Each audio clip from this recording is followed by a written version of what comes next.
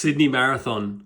You just turned it on. Here's my review as a runner in Sydney Marathon's first year as a major. Conditions were absolutely perfect. 8 degrees Celsius at starting time. When I finished, it was 12 degrees Celsius. Sun was out, wind was low. You could not ask for better conditions. The start line and area has improved massively since when I last did it a couple of years ago.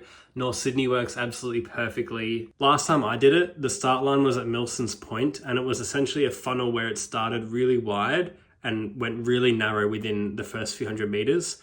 So North Sydney has opened it all up, and it's a nice downhill bomb, so you can just fly down there and it stays super wide open. And the sunrise came out just before start time, which was stunning. The Elite Runner intros got me hyped when they introduced Eliud Kipchoge.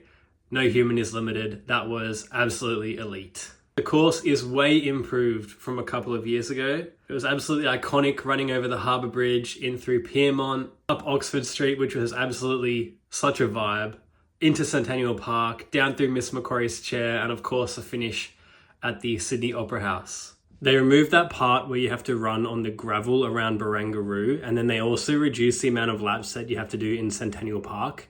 That stretch out through Kensington is so much better, and running just one lap in Centennial Park makes it feel so much better. Crowd energy was absolutely insane. I saw 1,000 signs. The tunes were absolutely blasting. At one point I saw a full-blown choir actually singing to me. Ed Brockman and hundreds of others yelling at you in Centennial Park when you get to that 30k mark. Really special.